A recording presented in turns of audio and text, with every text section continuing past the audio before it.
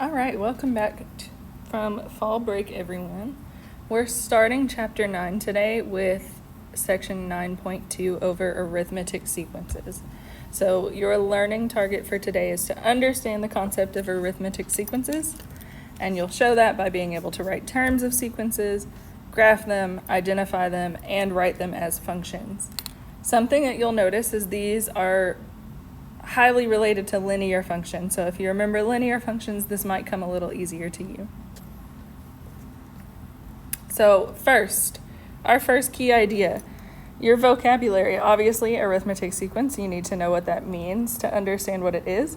So in an arithmetic sequence, the difference between each pair of consecutive terms is the same. So in a sequence, we've got a list of terms. In an arithmetic sequence, you're adding the same thing every time, adding or subtracting. So that's what we call the common difference. Each term is found by adding the common difference to the previous term. So if I'm adding 5 in this sequence, you're going to keep adding 5 to keep getting more and more terms in the sequence. So our first example, if we want to extend a sequence, the first thing you have to do is figure out what that common difference is. So between -7 to -14, you have to determine what is being added. And if you want to think, or if you want to find that, if it's not obvious to you, what you're going to actually do is take each number and subtract the previous number. So you can take -14 minus -7 to find your common difference. And you would get that your common difference is -7. And then you just want to check and make sure that everything has the same common difference. So -21 minus -14 is also -7. And then -28 minus -21 is also -7. So my common difference is -7. That means that I'm just going to keep adding -7 or just subtracting 7 to find my next 3 terms. So -28 minus 7 is going to give me -35. -35 minus 7 is going to give me -42. And -42 minus 7 is going to give me -49. So those are the next 3 terms of my sequence. Okay, so now you have self-assessment problems 1 through 6. Take just about, let's say 6 minutes, 1 minute per question. Take about 6 minutes and try to answer all of these self-assessment questions. Pause the video and then come back and check. All right, so you've answered your self-assessment problems. Number 1, explain how to find the common difference of an arithmetic sequence. So your answers are all going to be probably a little bit different, but the gist of it is that you're finding the difference between 2 consecutive terms, or 2 terms that are next to each other.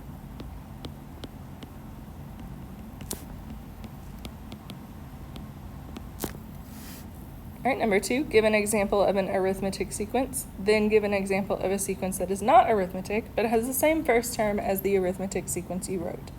So again, these are all going to be different. You're just making sure you're writing a sequence where you're adding the same number every time. So an example could be 3, 6, 9, 12, because I'm adding 3 every time. If I want to give an example that's not arithmetic, but starts with the same number, so I'm still starting with 3, but I want to do something that is not adding the same number every time. So I'll just multiply. So I'll do 3 times 3. So 9 times 3 is 27, times 3 is 81, and then you get the gist.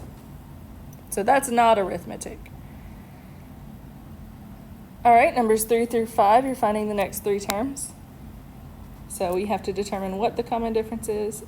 You should have found that you're adding 14 every time. So 28 plus 14. Let me put that on Do Not Disturb. Oh, we already are. 28 plus 14 is going to be 42. Plus 14 is 56. Plus 14 is 70. All right, on number 4. 0.4 to 0.7, I'm adding 0.3. So going from 1.3, adding 0.3, I have 1.6. Plus 0.3 is 1.9. Plus 0.3 is 2.2. And then number 5, we are subtracting 1/4 here. So 4 1/4 minus 1/4 is 4. Minus 1/4 is 3 3/4. Minus 1/4 is 3 1/2. Okay. Number 6, use this sequence in exercise 3. So this one right here. Which is different? Find both answers. So what is the common difference? We already said that's 14.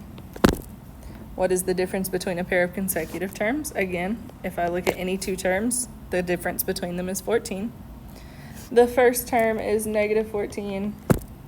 And what do you add to a term to get the next term is 14. So the different words or different question is this one.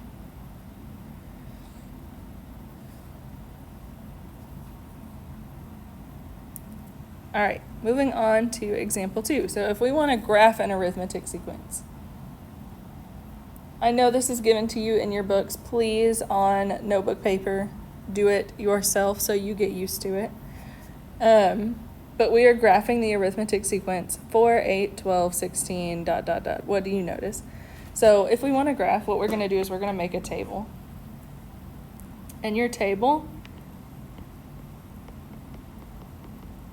we're going to have the position and the term. And the way that we notate that is position is in, term is a sub n. And that just means it's a in the position of n. So our first term is 4. Our second term is 8. Our third term is 12. Our fourth term is 16. So now when I'm graphing these, I have the point 1, 4, 2, 8, and I'm going to go off my coordinate plane here. 3, 12, which is about right here, and then 4, 16. You get the idea. You can see it on your paper too, on your book. And what do you notice about that? If I look at that graph, you should notice that the points form a line. They're all moving up at a constant or steady slope.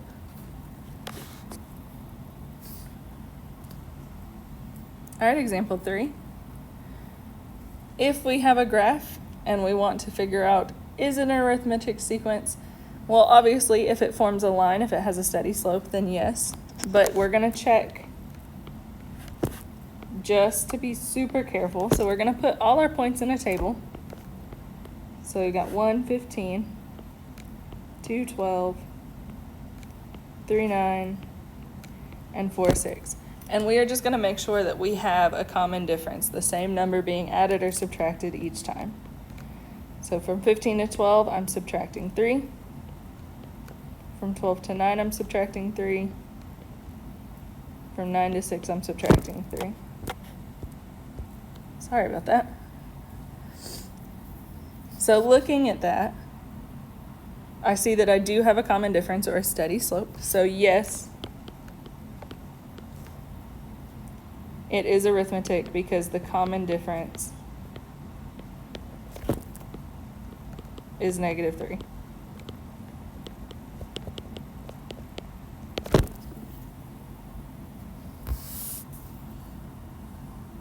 All right, so now you should be able to graph an arithmetic sequence or tell if an arithmetic sequence, or if a sequence is an arithmetic sequence from the graph. So pause the video and take about 6 more minutes and work on these self-assessment problems.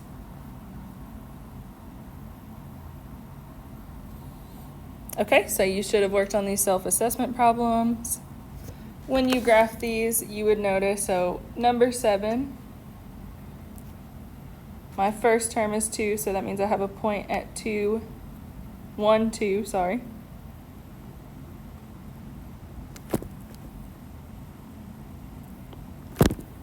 So that's n and that's a sub n. And then we have 2, 8.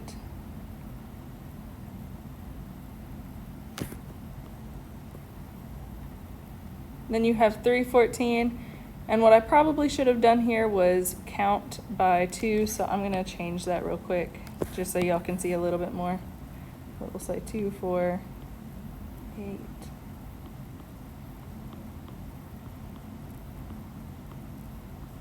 There we go. Now y'all can see a little better. So we have a point at 1, 2, 2, 8, 3, 14, and 4, 20.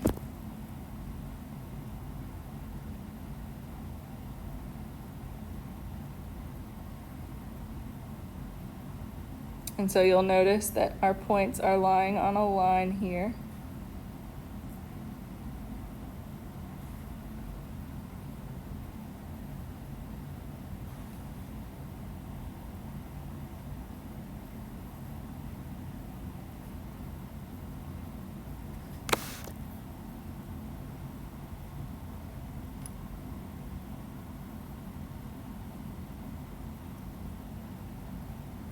I feel like I did something wrong.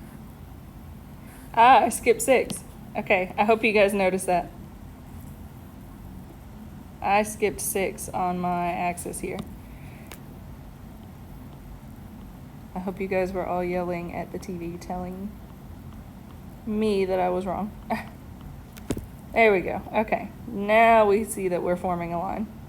That makes more sense. Okay.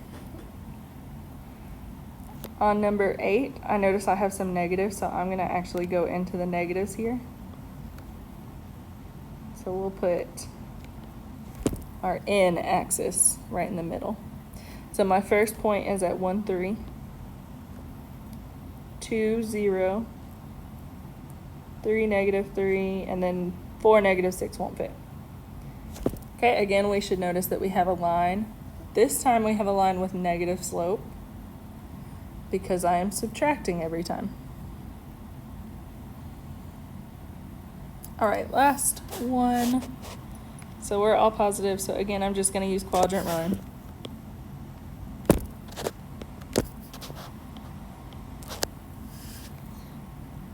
And we'll count by 0.2.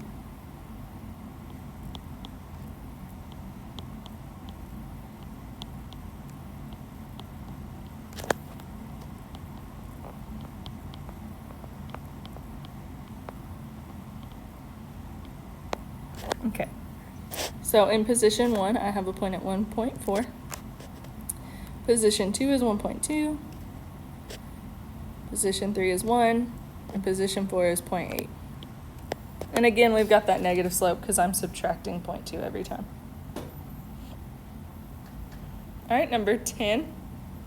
Determine if it represents an arithmetic sequence. So I'm trying to figure out, do I have a steady slope? And if I look rise over run, I'm going up from 15 to 35, I'm going up 20 over 1. 35 to 55, up 20 over 1. 55 to 75, up 20 over 1. So yes, the common difference, what I'm adding every time, is going to be 20. Okay, number 11. I can already tell that I'm not forming a line, right?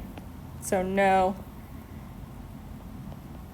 that's not an arithmetic sequence because there is no common difference. We are not adding the same number every time.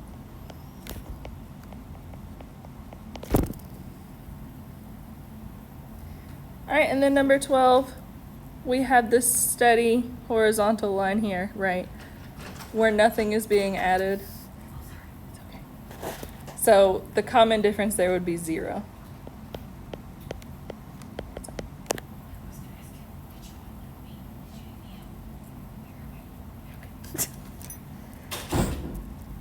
All right, if we want to write the sequence as a function, then we have to first determine our first term and our common difference.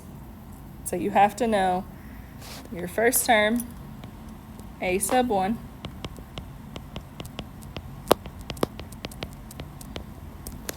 and then d, your common difference.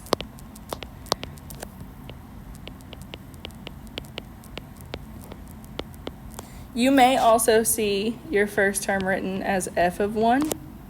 It just depends on who wrote the question. Either way, same thing. Whatever, either your sub number, your subtext 1, or the number in the parentheses with the f, that tells you your position of your term. So the equation, the thing that you really need to get from this key idea right here, is this right here. And again, if you want to write it in function notation, that's also cool, but you're going to say f of n equals f of 1 plus n minus 1 times d, common difference. Both mean the same thing. So you need to remember this formula.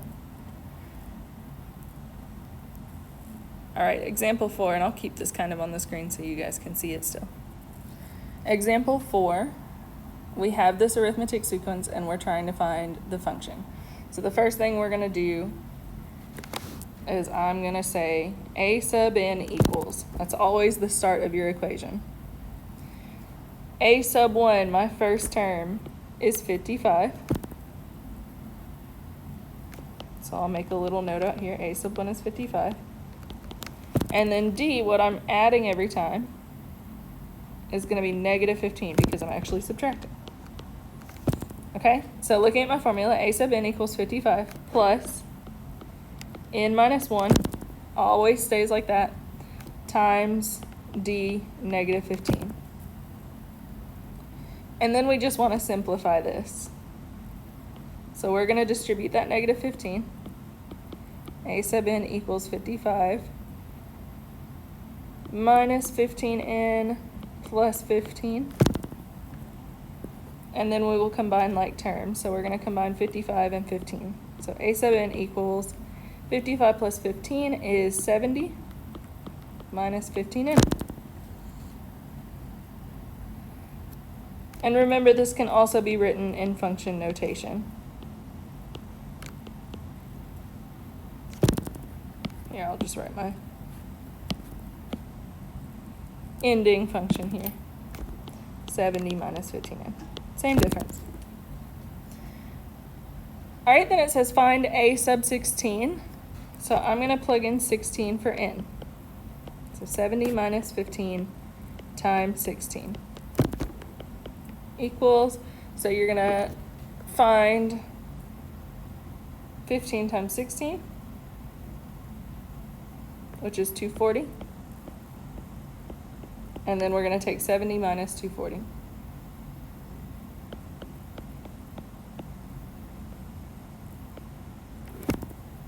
So your 16th term, a sub 16, is negative 170. You could also see that written as f of 16.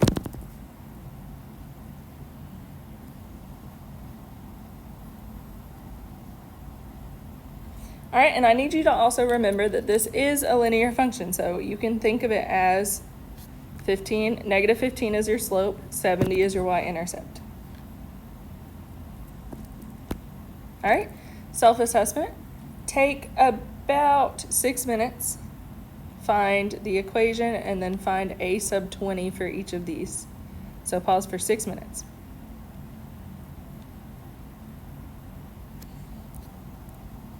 All right, let's check our answers here. So whenever we're writing our equation, we have to know what a sub 1 and my common difference are. So a sub 1 for number 13 is 9. Common difference, what I'm adding every time, is also 9. So a sub n equals 9 plus n minus 1 times 9. Then we simplify, so we distribute. A sub n equals 9 plus 9n minus 9. And then we combine like terms. 9 minus 9 actually cancel and give you 0. So we're left with just 9n. That's our equation. And then we want to find a sub 20, so you're substituting 20 for n. So 9 times 20 is just 180. So my 20th term is 180.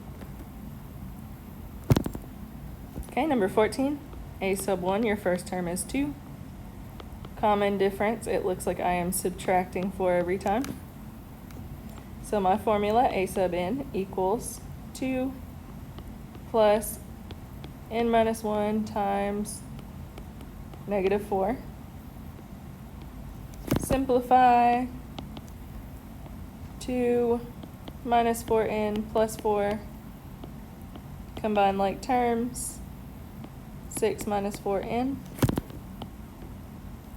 And again, it doesn't matter which order you write this in. You could write negative 4n plus 6 also. Just make sure you have the correct signs on your numbers. Okay, and then finding a sub 20. So I'm plugging in 20. 6 minus 4 times 20. So 4 times 20 is 80. So 6 minus 80 gives me that a sub 20 equals negative 74. And you should just be checking at this point, so I'm moving a little quickly. All right, number 15, a sub 1 is 2. Common difference, this is a little more difficult to see, so you probably would have to subtract 3 1/3 minus 2. But you would get that your common difference is 1 1/3. So a sub n equals 2 plus n minus 1 times 1 1/3. Simplify. 2 plus 1 1/3 n minus 1 1/3. And then combine. So 2 minus 1 1/3 leaves me with just 2/3.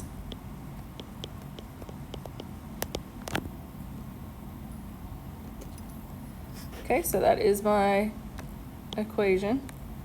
You could also convert that mixed number to an improper fraction, 4/3. And then we plug in 20. So 2/3, which I actually am going to convert that to 4/3 for this because that's going to be a little easier for me. Okay. So 4/3 times 20, that's 4 times 20, which is 80/3.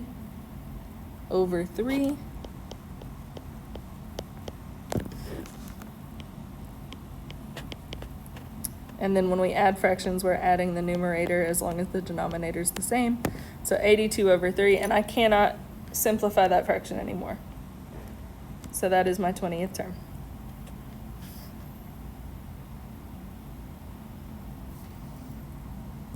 All right, last big topic. Oh, we already talked about that. Oops, I got ahead of the game. So you can use function notation. You don't have to use a sub n, you can use f of n. Usually if you're talking real world problems or if they say function, then you're going to use function notation. So for this example, we have got a real world problem. Online bidding for a geothermal heat pump increases by $25 for each bid after the $420 initial bid. So if I want to think of this like a function or a sequence, that means I'm starting at 420 and I'm adding 25 each time. So 445, 470, and then it would keep going, right? So write a function that represents this arithmetic sequence. So we're on this one right now. Again, f of n equals first term 420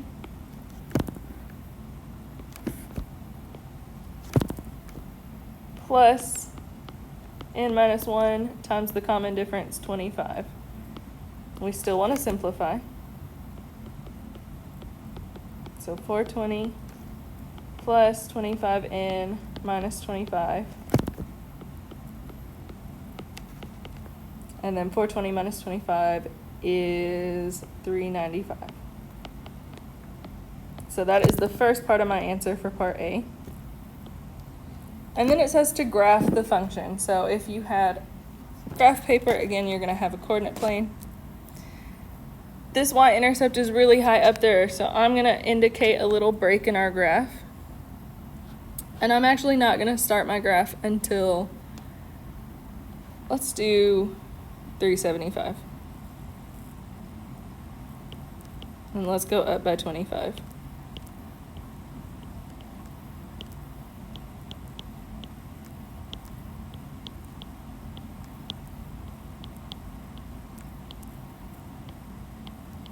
Okay, so my first term is at 420. So at 1, I have 420. I also have to think my y-intercept, looking at my function, is 395. So I can put my y-intercept right there. My second term is 445. My third term is 470. And you would just keep going up in that linear model. For this one, since we're talking about bids, that's a real life thing. There's not going to be 1.5 bids. There's not going to be 1.3 bids. So we're not going to connect our dots. This is what's called a discrete graph. We're only going to keep the dots for the sequence. Okay, I'm going to erase my graph. So make sure you've got your graph down. Now I'm going to answer part B. The winning bid is 1,520. How many bids were there? So if I'm talking about bid, the bid number is your position in. The bid is f of n. So I'm replacing f of n with 1520 and solving for n. So 1520 equals 395 plus 25n. Subtracting 395. So 1520 minus 395 is 1,125 equals 25n, so divide by 25.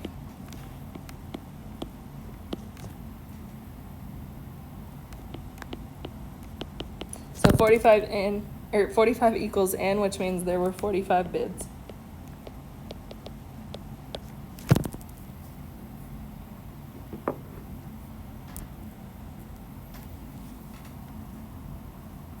All right, last self-assessment. You got 16 and 17. Take another 6 minutes, pause the video.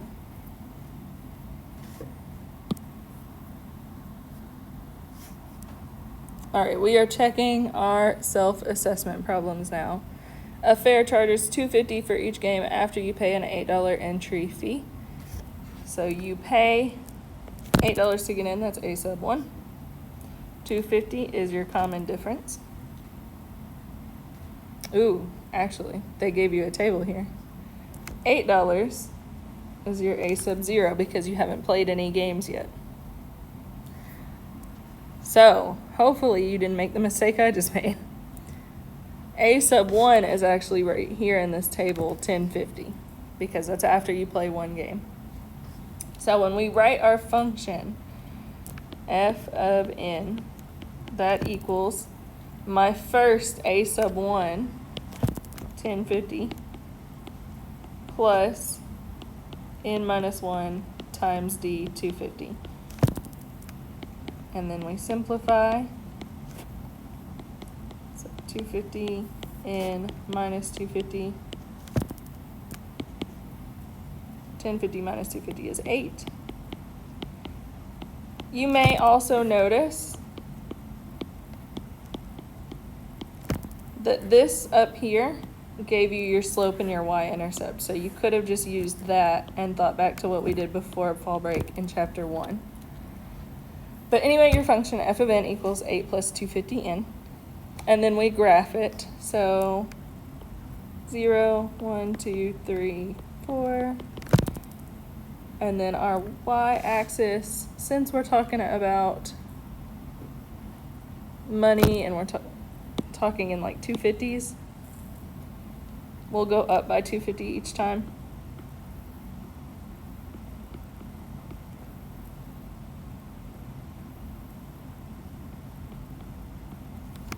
I don't feel like I did that right. Let me redo my math there.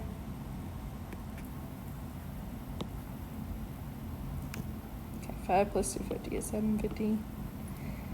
Plus 250 is 10. There we go.